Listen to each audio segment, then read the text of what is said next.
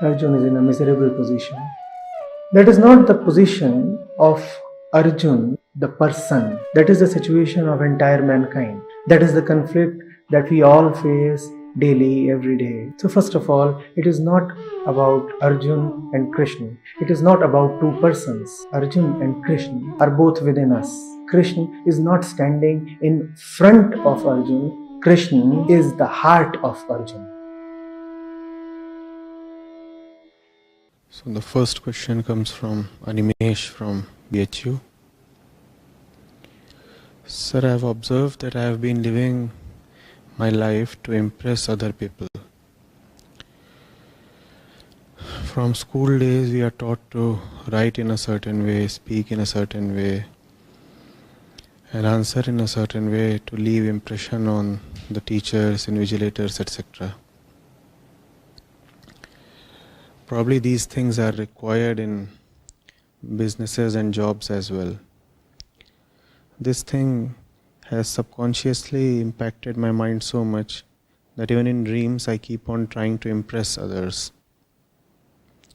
Sometimes it completely takes over my expressions, and then there is no true expression of myself. I notice that when I'm using social media, instead of expressing my opinions, I am putting more emphasis on things that can leave wow sparks on my followers' eyes. From parents, friends, to general members of the society, I think to all I speak words just to gain attention and admiration. This might be coming from an inner urge to be recognized and respected in eyes of everyone and make everyone around me happy. But I fail to see any value of such behavior. Please guide me how I can eradicate this urge of attention, admiration and impression and walk rightly. Thank you. Animesh, you want to impact the minds of others, right? That's what it means to impress others. To impress others is to leave some kind of an imprint on their mind, to impact them, influence them in some way. So, if you really are so concerned about impacting or influencing others, why not influence them in a way that would be really beneficial for them rather than seek your own little self-interest? When you want to create an impression in the other's mind so that your own ego feels pampered and bloated, then it is a problem. Only then it is a problem. Unfortunately, 99% of all attention-seeking behavior is just for the gratification of one's ego. That's why it is a problem. Otherwise, if you look at the great people in so many fields of human life, you'll find that often they have either consciously or inadvertently created great impressions on others' minds. Sometimes their objective is just to be fully immersed in their own work, and this work that they are doing, when it comes to light publicly, is greatly admired and appreciated by the people at large. And sometimes it so happens that the work is of a nature that it requires an active attempt to mold the thoughts, opinions, beliefs of people. That is obviously a blessing to all concerned. Such people are remembered in history precisely because they impacted others in a very beneficial way. So now your question has taken a certain nuance. It is not as if impressing others per se is a problem. The question is, why exactly do you want to reach out to the minds of others? And here we are finding out two separate reasons that need to be seen very differently. The usual prevalent reason is, I impress you so that I feel good about myself. Why do I need to impress you? Because I'm not sure of my own self-worth. I'm not convinced about who I am. Since I'm not convinced of myself, therefore I require your ratification to feel a little more certain, a bit more secure.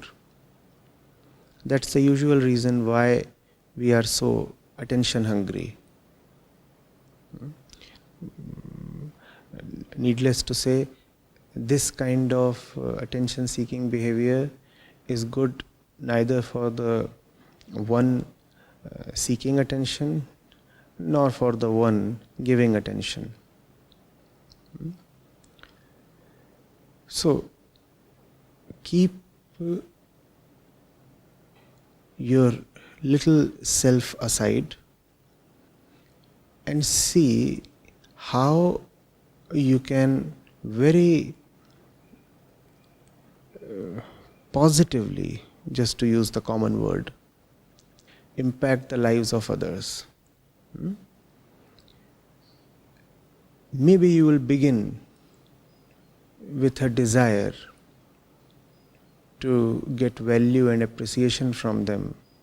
But if you are really doing something that is for others' benefits, then you will realize something quite extraordinary, which is that by the time you find that you are immersed in the act of helping others, the desire to gain appreciation from them in return would have either vanished or reduced greatly.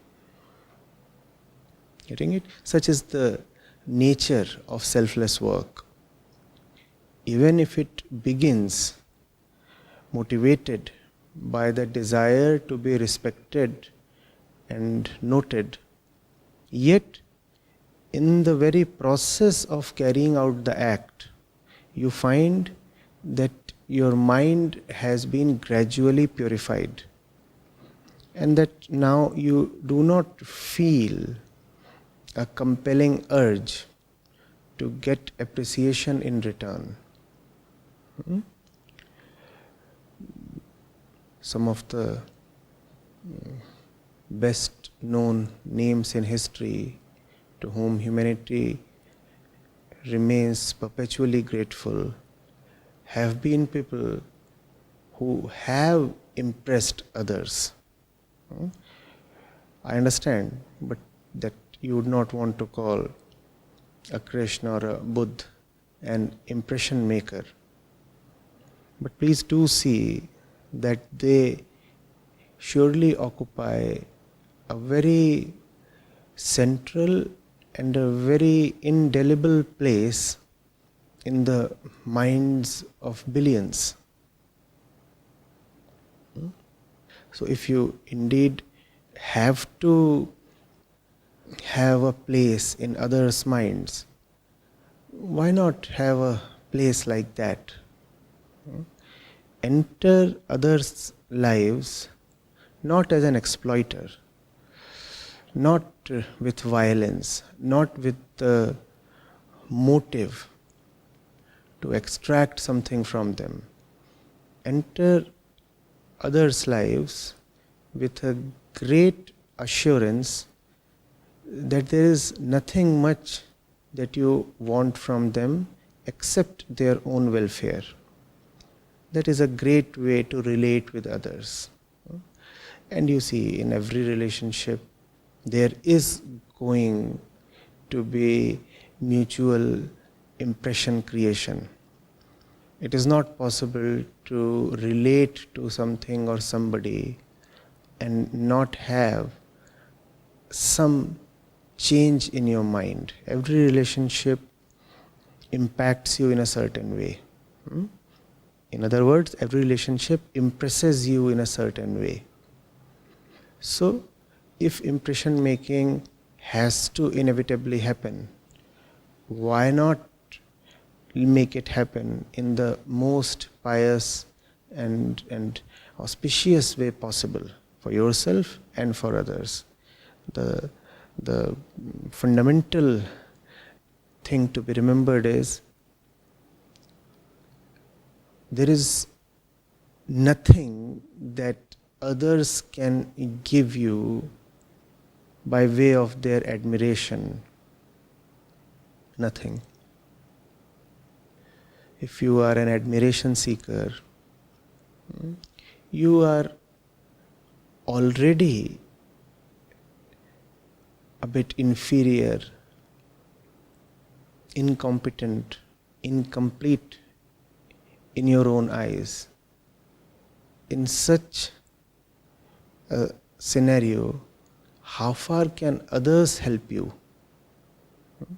So drop the hope that a person who is not all right in his own eyes can start feeling better just because he has tricked others into having a good or grand image of himself.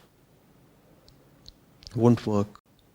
Far better it is to approach others with an inner assurance and completeness, not with the idea that the other will be able to provide something to you that will bring richness or self-respect to your life. If you do not have self-worth or self-respect or self-esteem, there is no way the other can give it to you by just admiring your manufactured attempts to get admired. The other may not know what he is admiring you for, but for sure you do know that what you are getting from him is just due to your well thought out and shrewdly crafted attempt at gaining his mind space and attention. You know where his response is coming from. You know his response has been extracted from him. So his response will not really be able to satisfy you. No point trying that method, right?